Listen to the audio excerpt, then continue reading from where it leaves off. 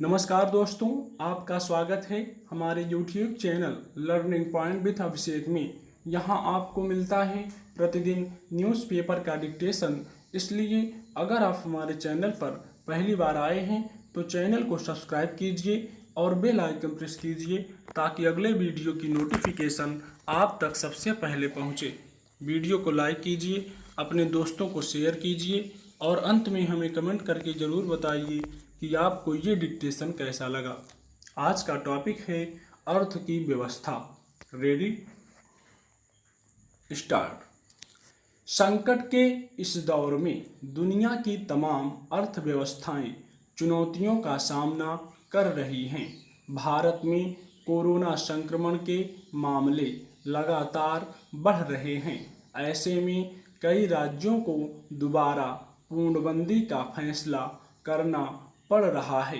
इस तरह अर्थव्यवस्था को पटरी पर लौटाने का संकल्प स्वाभाविक रूप से बाधित हो रहा है।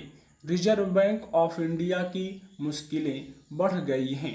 कोरोना संकट से पार पाने के लिए चलाई जा रही तमाम योजनाओं के लिए अर्थ की व्यवस्था करने का दायित्व उसी पर है।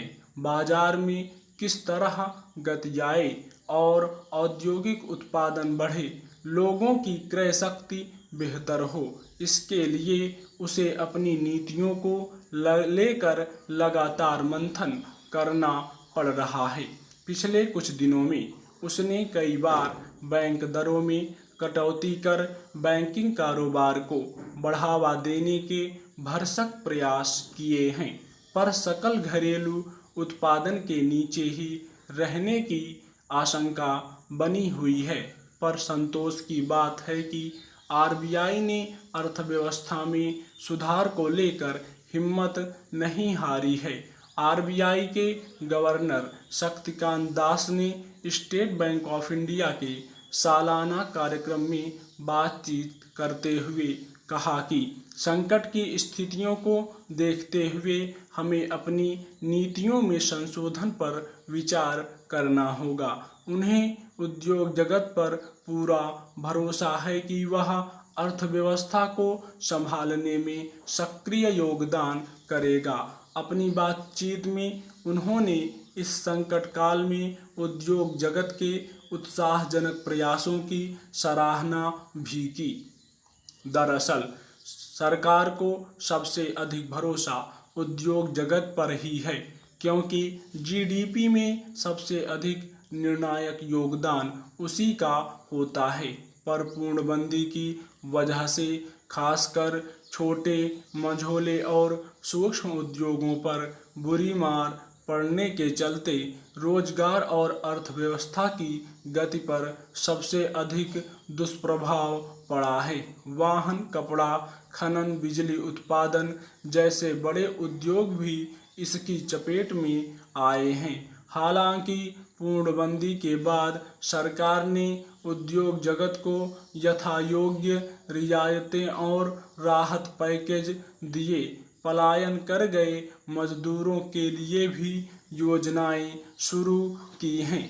आयात पर शिकंजा कसने और देशी उत्पादन को बढ़ावा देने के लिए आत्मनिर्भर योजना शुरू की गई है, ताकि घरेलू बाजार को बल मिल सके। पर वे सब अभी तक अपर्याप्त ही नजर आ रहे हैं। हालांकि कई जगह अपने गांव लौटे मजदूरों के वापस शहरों की तरफ लौटने की खबरें भी आई हैं, पर जब तक उद्योग जगत की गति वापस नहीं लौटती, तब तक अर्थव्यवस्था को संभालने की चुनौतियां बनी रहेंगी।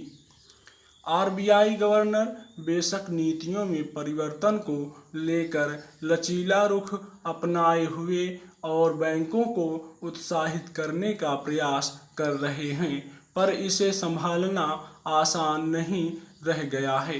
राहत पैकेज में जो घोषणाएं की गई हैं, उनमें एमएसएमई के कामगारों के भविष्य निधि में अंशदान का दायरा बढ़ाने से लेकर आसान शर्तों पर कर्ज उपलब्ध कराने तक की योजनाएं हैं। उन सब के लिए पैसे का प्रबंध कहाँ से हो, यह बड़ा सवाल है। राजस्व घाटा पहले ही चिंताजनक स्तर पर है। कारोबारी क्षेत्र में मंदी का दौर कोरोना संकट से पहले से चला आ रहा है, जिसके चलते बैंकिंग क्षेत्र में सुस्ती है। एनपीए बढ़ता जा रहा है तो बैंकों की बहुत सारी आरक्षित पूंजी भी प्रवाहित की जा चुकी है। ऐसे में यह हौसला तो अच्छी बात है कि अर्थव्यवस्था को संभालने के लिए सारे प्रयास हो रहे हैं, पर यह किस हद तक संभल पाएगी, यह प्रश्न अनुत्तरित है। स्टॉप।